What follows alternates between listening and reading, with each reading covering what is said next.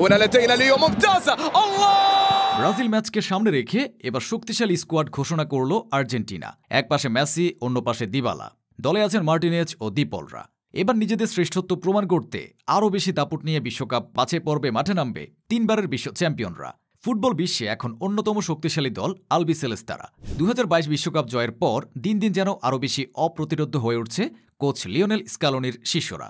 এদিকে দরজায় করা নাড়ছে আরও একটি বিশ্বকাপ। 2026 সালেই যুক্তরাষ্ট্র, কানাডা এবং মেক্সিকোতে আয়োজিত হবে the greatest show on earth. তার আগে সেই টুর্নামেন্ট নিশ্চিত করার মিশনে চলতি মাসে নিজেদের চিরপ্রতিদ্বন্দ্বী ব্রাজিল এবং উরুগুয়ের বিপক্ষে মাঠে নামবে আকাশী নীল জার্সিধারীরা। যে দুই ম্যাচকে সামনে রেখে কোচ লিওনেল স্কালোনির অধীনে ঘোষণা করা হলো প্রাথমিক স্কোয়াড। দলে ডাক পেয়েছেন একাধিক তরুণ মুখ। ইতালিয়ান ক্লাব কোমো 1907 থেকে এসেছেন ম্যাক্সিম পেরোনে এবং নিকোলাস পাজ, বায়ার লেভারকুসেনের ইজিকুয়েল পালাসিওস, ম্যানচেস্টার সিটির ক্লদিও অ্যাজভেরি, বোলোনিয়ার সান্তিয়াগো কাস্ট্রোদের স্কোয়াডে রেখেছেন স্কালোনি। এছাড়া দলে ফিরেছেন পাউলো দিবালা। আর্জেন্টিনার ফুটবল জাদুর কোটা বলা হয় এই ফুটবলারকে। যদিও সবশেষ পেরু ম্যাচের স্কোয়াডে ছিলেন না তিনি, তবে এবার ব্রাজিল ম্যাচের আগে আরও একবার উইংয়ের জন্য জায়গা পেলেন দিবালা। তার সঙ্গে দলে আছেন আলবিসেলেস্তা ফুটবলের দুই তরুণ তুর্কি দিয়াগো আলমাদা এবং জিওভানি লো সেলসো। এদিকে ইন্টার মিয়ামির জার্সি গায়ে দারুণ সময় কাটাচ্ছেন ক্যাপ্টেন লিওনেল মেসি। প্রতি ম্যাচই তার পা থেকে দেখা মিলছে শৈল্পিক ফুটবলের ছোঁয়া।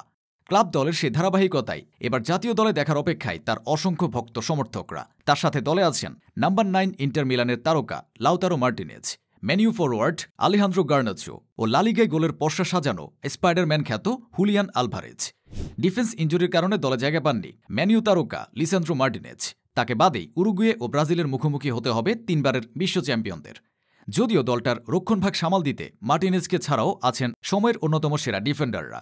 সেখানে উল্লেখযোগ্য নাম অভিজ্ঞ ক্রিশ্চিয়ানো রোমেরো, নাহুয়েল মোলিনা এবং নিকোলাস ওতামেন্দি। তাদের সাথে রাইট ব্যাক এবং লেফট ব্যাক সামলানোর জন্য রয়েছেন নিকোলাস তাগলিয়াফিকো ও ফাকুন্দো মেদিনারা। গোলকিপার পজিশনে অটো চয়েস এমিলিয়ানো মার্টিনেজের সঙ্গে রাখা হয়েছে আরও দুই তারকা জেরোনিমো রুলি এবং ওয়াল্টার বেনিতাজকে। বরাবরই আর্জেন্টিনার সবচেয়ে বড় শক্তির জায়গা ধরা হয় মধ্যমাঠ।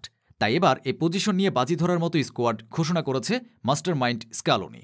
মিডে সবচেয়ে বড় নাম আতলেতিকো মাদ্রিদের প্রাণভোমরা রদ্রিগো দি পল, চেলসির অ্যাঞ্জো ফার্নান্দেজ এবং লিভারপুলের নাম্বার 10 অ্যালেক্সিস ম্যাক অ্যালিস্টার।